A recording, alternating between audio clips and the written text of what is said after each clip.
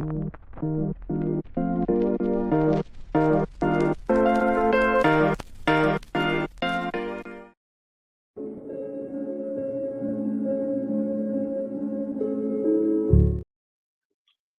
David, welcome to the Rook Monkey podcast. It's an honor and a pleasure to have you on today. Yeah, good morning. Thank you. It's a pleasure to be here. Thanks for having me on. Yeah, anytime. So, how have things been over at Equipter lately? Hey, we're doing well. Things have been okay. It's been a good couple of years, and we're excited for yeah, the upcoming year. It's an exciting time with yeah, some of the products we got coming out, and yeah, we hit over 20 years now with the Equipter 4000 product. So, we're excited. We're glad to be in business, and yeah, it's an exciting time. Yeah, it's absolutely crazy to think about how time flies. I was just thinking back this morning, and I remember when Equipter was this brand new thing. People Yeah. were just getting a hold on it, and people were buying them and renting them out. Like, check out this new tool I got. Do you want to rent it from me? Yeah, yeah, it is. Time flies, and it's been good though. We've, like I said, 20 years now. My dad is actually the one that invented it originally, and so I've been involved for the 21 years, and yeah, it's been a good journey. And like you said, yeah, it's been, initially people were trying to grab a hold of the concept and the idea of like, okay, well, that's not how we do roofing. I don't need that. Or to where now where we're at today, it's kind of become the standard. It's become like, okay, if you do roofing, you're kind of expected to have this Equipter 4000. Yeah, and that's amazing to see an idea come from that what it is, an idea to the point where it actually is. I mean, you said your dad came up with this idea. How did he start this process? Yeah, so he had a roofing company that he started in back in the 80s. And so he was doing roofing, and it was just yeah, he was what, 15 years into it, and it was like, hey, there's got to be a better way. So it's hard work. I mean, it's still hard work. Trust me, I know that. But yeah, it was just the thought of like, it's got to be something. And so he went on a mad hunt to find something to make it easier, and there's nothing out there. So it's like, well, if you can't find it, build it. And so that's how he thinks. He's an innovator.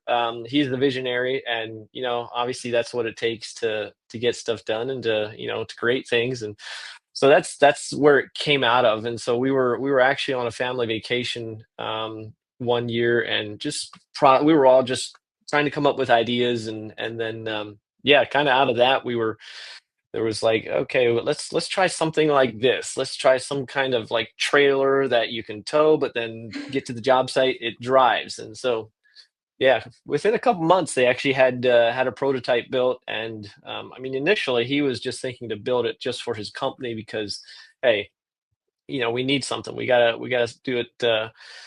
We gotta somehow find a better way to do this. And really the issue, and this is one of the challenging parts with roofing, is when you're tearing the debris off. An average size house roof can have what, 10,000 pounds of debris, anywhere from 5, 7, 10,000 pounds of debris. And to safely, efficiently, cleanly remove all of that debris can be a challenge. And so that's why we designed the Equipter 4000, is because, okay, we need something compact, lightweight, so that you can drive it over the lawns and not damage it. And then, yeah, with it being able to lift up, you're catching the debris before it hits the ground. So that was, all of the things that we were processing 20 years ago of, okay, let's build something that does that. And, out came the Equipter. That's absolutely crazy. Yeah, and it's amazing how it can take your debris from like a 20% ratio down to like a 10 to 5% ratio. It's absolutely crazy. Yeah, So yeah, exactly. Because I mean, for one, as homeowners, we put a lot of time in our landscape. We put a lot of time and energy and take a lot of pride in that. And we want, obviously I want a new roof, but I don't want that at the expense of having to redo my landscape. And so the idea of being able to catch the debris before it hits the ground is pretty pivotal when you're talking about getting a roof done. Yeah. So you guys, your prototype was that, I know you guys are originated out of Pennsylvania. Was your first prototype built there as well? Yeah. Yep. We were it was we're out of Lancaster, Pennsylvania, and so that's where we're still at. We still build and manufacture everything here in Lancaster. Mhm. So around how many Equipters do you push out a year? Yeah, I mean we do with we have different models. So, we're pushing out a number every week. Yeah, I mean, I'm trying to think how with the different models that we're doing, but yeah, I mean on any given week we can be anywhere 10 to 12 on on any given week on the 4,000. Hmm. That's really good. That's really good. So, what are you guys expecting in the next year? Are you guys trying to? I mean, a business is constantly trying to better themselves, but do you see any changes coming with the Equipter? Yeah, on the 4,000 model, which is, our flagship model, our most popular one. Like I said, having it out for 20 years, that gives you a lot of time to work on the product, to perfect it, and so we've been doing that. We're really excited. Like I feel like that product itself is actually it's it's where I would say it's where it should be in some way. Obviously, you can continue to innovate.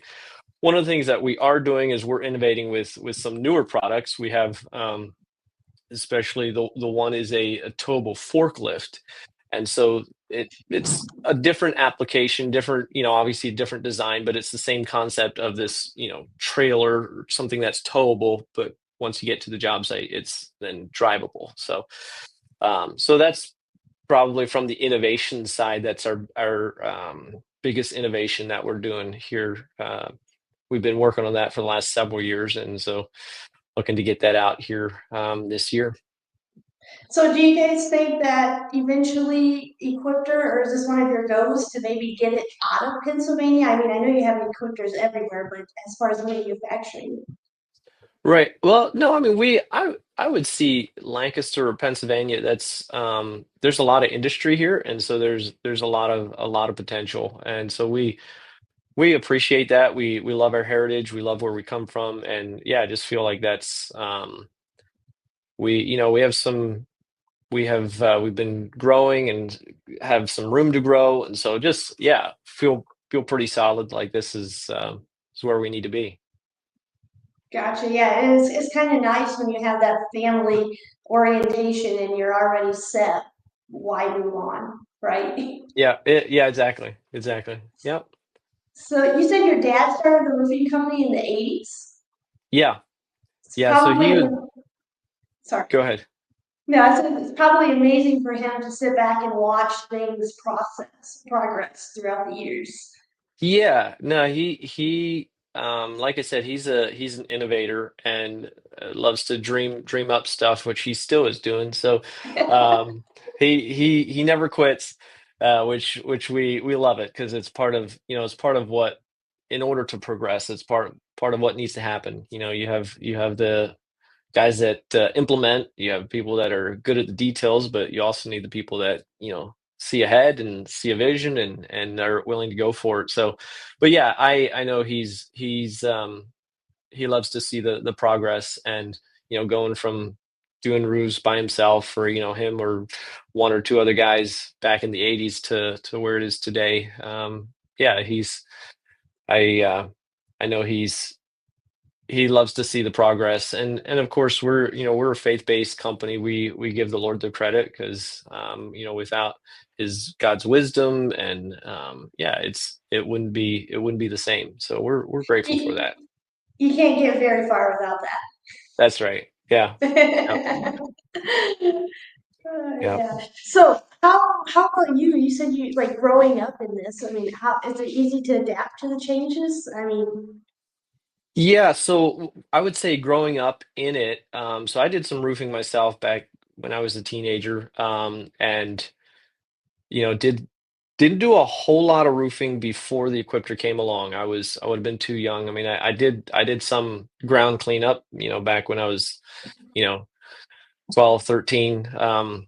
But not a whole lot, just here and there every once in a while. Mom would take us out and we do some help clean up the ground a little bit. But then later in my teens, yeah, did some roofing. Then the Equipter came along and yeah, that was a great experience because for um, one thing I do know, roofing is hard work, and so I respect every roofer out there. It's a lot of hard work to get the job done, and it's an important job too because you're talking about protecting everyone's assets, their homes, their livelihood, really. And so that was a really good season, I would say, of my life, just working hard and getting the job done and seeing. So I loved that. And then we, transitioned into manufacturing and selling the equipters. And, as it grew, that obviously offered the potential to integrate into the company at Equipter.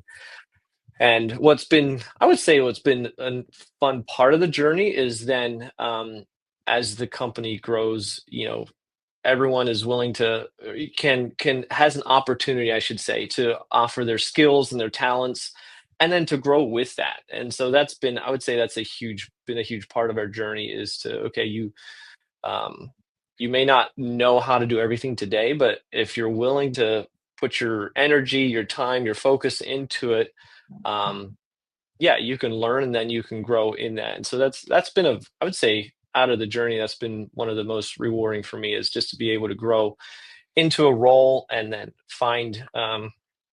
continue to innovate in it and get better in it. And then you have, family business atmosphere to where, yeah, you grow from each other, you learn from each other, and then you have fun doing it. So that's, Yeah, I love that part.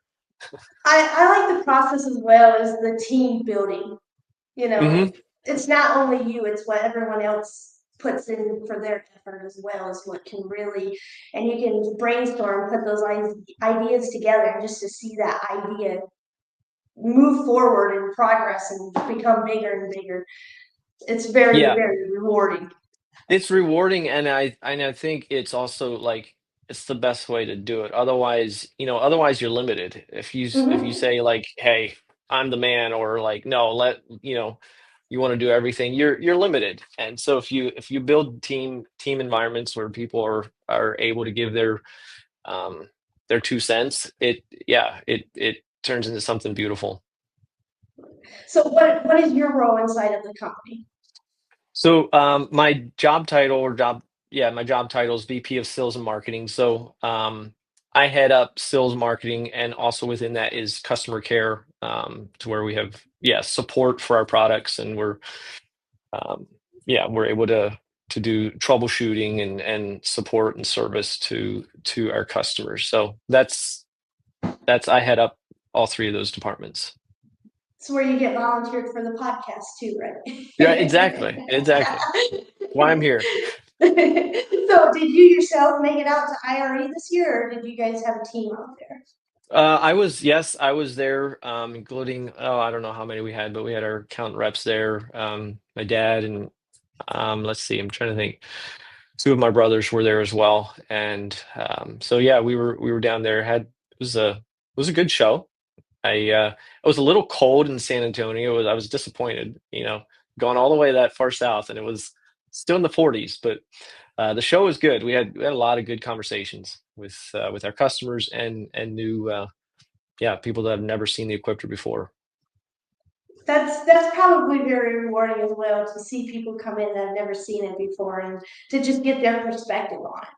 Yeah, yeah, I always love to see that, to where seeing it for the first time, people are like, "Wow, okay, never knew that, never knew that exist," which is surprising at times. And then I'm like, "Hey, aren't we doing our job in marketing?"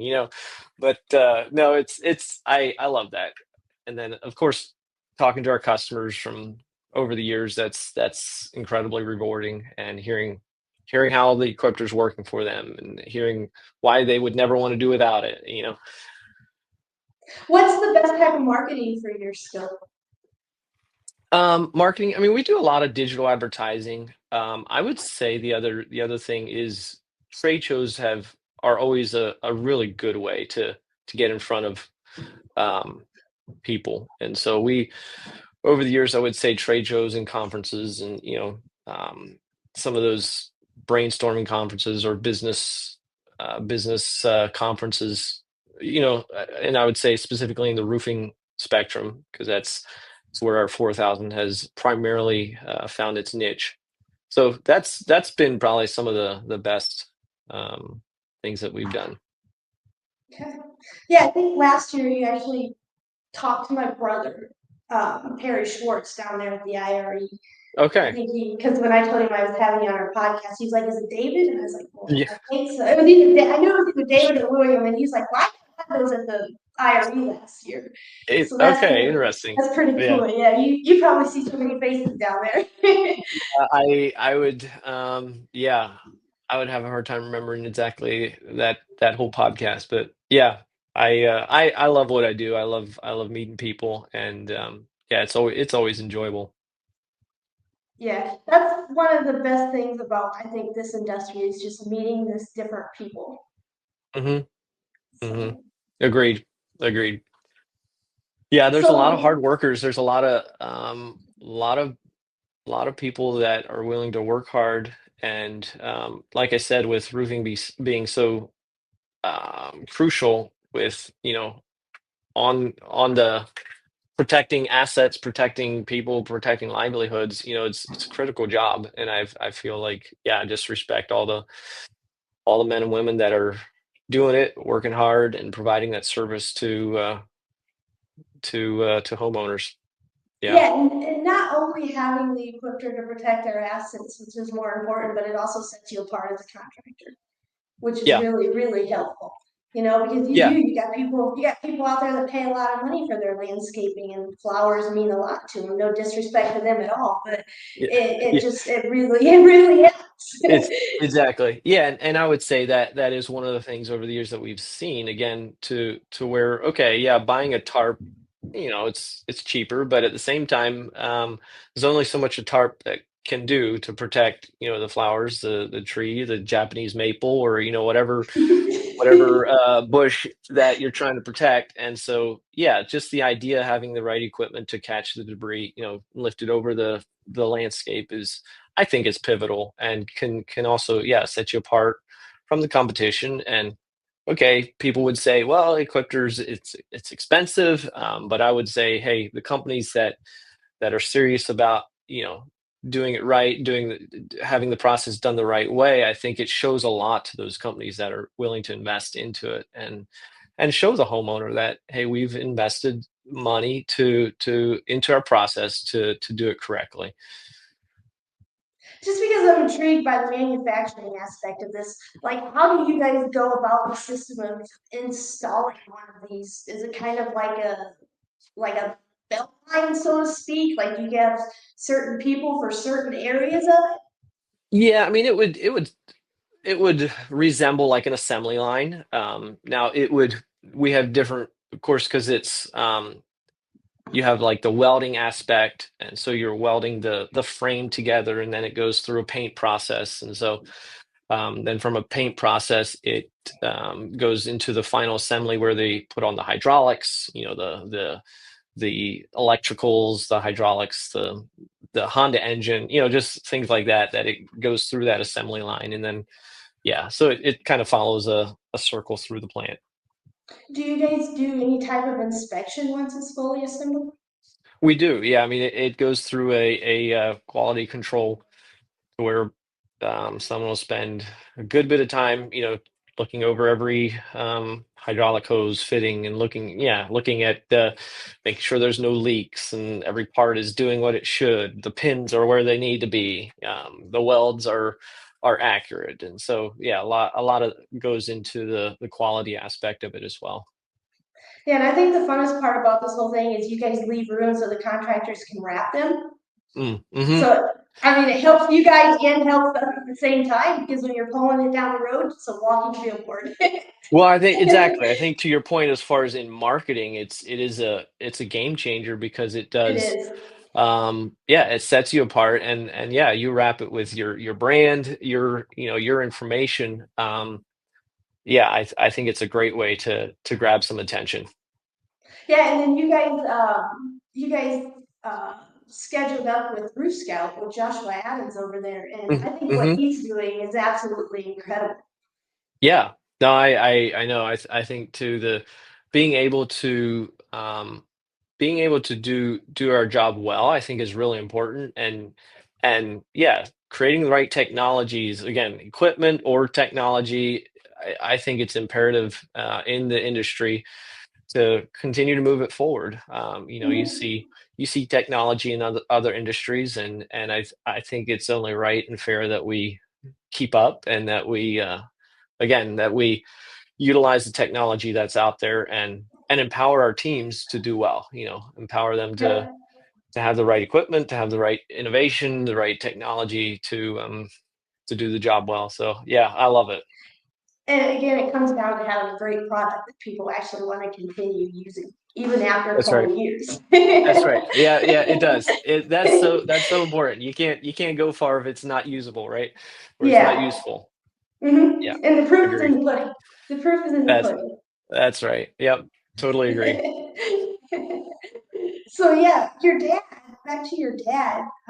When he was installing roofs 80 years ago, what type of products was he using?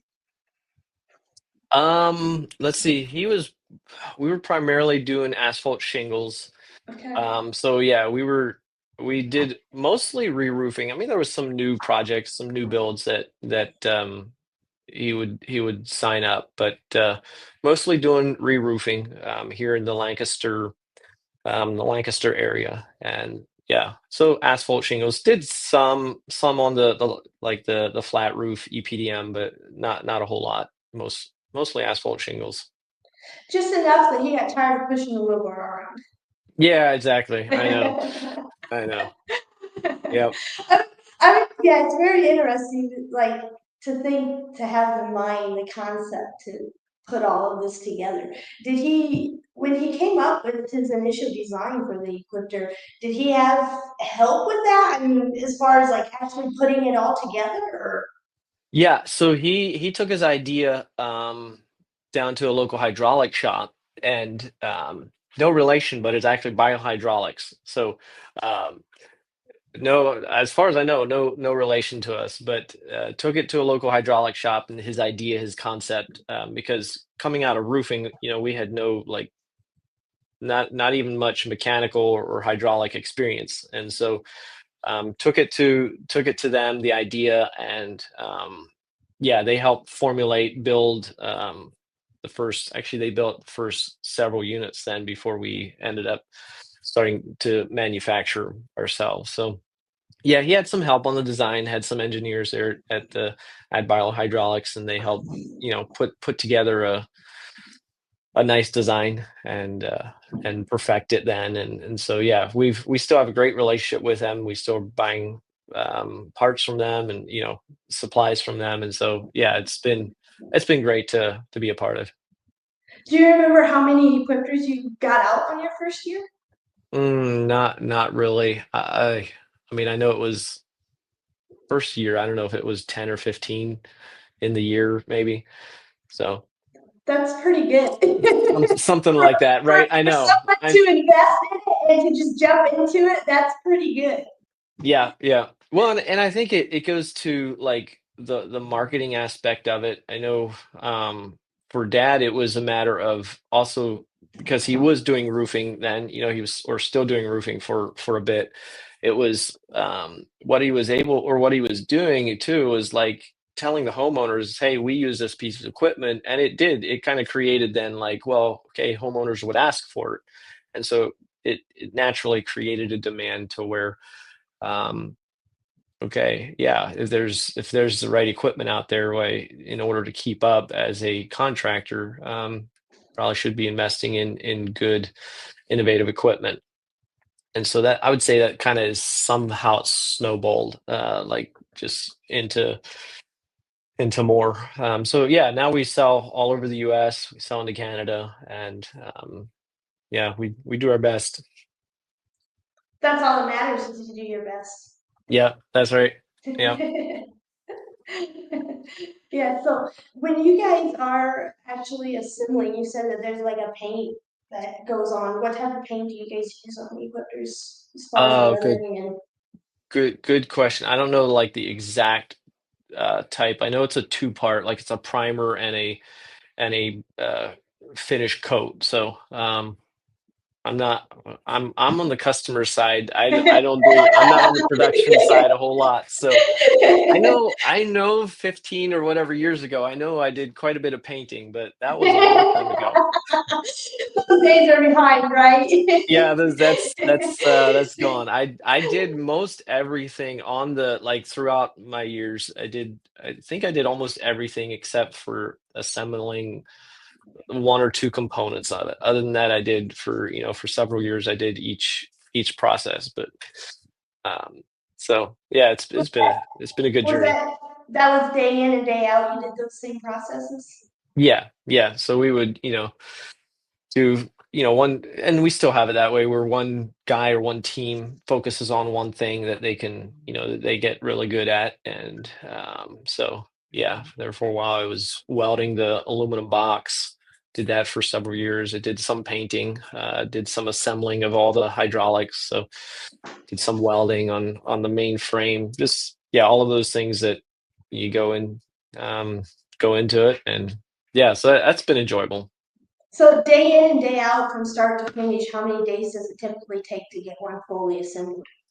Well, that because it's like an assembly line, we have several coming off the line each day, and so yeah, I'm not actually sure on the exact number of days, but yeah, I mean they couple coming off the line each day. That I guess that's what matters, right? Yeah, yeah. So from I, order date to pickup date or shipment date, what is your time frame?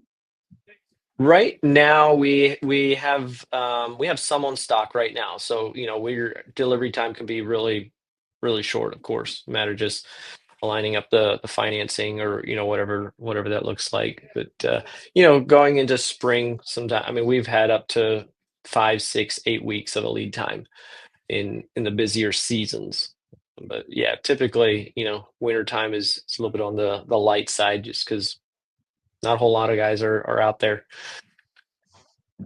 Yeah, winter time will that's definitely a time that it gets slow and it's yeah. Yeah. I guess it's a good time to fill your inventory at Yeah, yeah, yeah, that exactly, time. So then you can beat exactly. the rush hour for the Yeah, spring and summer. that's usually the goal. Yep, that's usually the goal.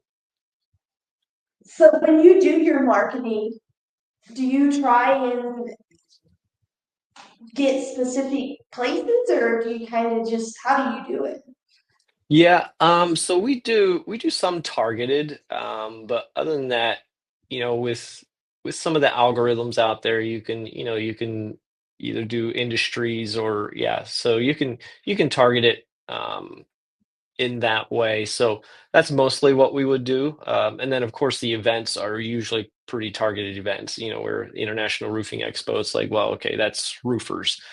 Um, and then there's, publications to where you have magazines. And so in that way, you're able to target it to specific readers or followers. That's mostly what we do. Yeah, like for roofing, it's a no-brainer. It's just like you target a zip code and there you go. For you guys, Yeah. it's a little harder. You gotta target those specific areas. Yeah, yeah. You gotta target specific industries, and yeah, in doing it. Now we'll do some targeted stuff, to where if we see a specific need or an extra need for it in a specific area, we'll do some targeted uh, digital ads or something. The other one is also with the rentals. We have 400 rental partners across over 400 across the U.S. that rent them out, and so also yeah, helping them get their rentals out and helping them yeah, show that they have them available to rent is another thing that we do in our advertising. Plus, in our we have a sales team as well. Then the sales team will help. Yeah, if customers just looking to rent, why that's fine as well. To us, it's a matter of hey, as long as people are using it, that's the biggest thing that matters. Now, with me being in sales, I'm going to follow up on that question. How does your sales team operate? So we do with selling nationwide, we do a lot of our interactions are, phone call, email, text, um, and so that's a lot of, other obviously other than like trade shows, a lot of time is spent in the office interacting with customers through the phone, through text, email, and um, some on-site visits. But yeah, we have most of our sales team is in-house here, so they're in the office here in Lancaster. So, with an on-site visit, are they taking a product with them, or are they just taking Uh, the product knowledge? Occasionally, yeah, occasionally they'll take one out and show contractor how it works, or even on site on a job site to where um, they'll let them use it for a couple hours, or and just show them how to actually do its job. Very interesting. Very interesting. Well, hey, David, I tell you what, I like to ask one question at the end of all my podcasts. And I like to Mhm. ask people if someone were to get into your position or get into the industry, what would your best advice to them be? Oh my goodness. Good good question. I mean, obviously, like a very general bit of advice is put your best into it. Be in the moment, be present, and I think the other one that I would probably say is focus on relationships. You know, be honest. If you want honesty, you got to be honest. Be fair. If you want fairness, you got to be fair. Just all of the things that I think are solid principles that um yeah, get reciprocated to you. And so I'm trying to think in my position. Yeah, now I also know like relationships matter to me, and so that's basically where that's probably my motto. um and so I would say key in on that, be good at that, communicate well, lead well, uh, respect others if you want to be respected. And so I would say that's probably about as much advice as I can give right off the top of my head. Very, very solid advice. I don't think I have to add to any of that. Because, I think customer base is everything to a company.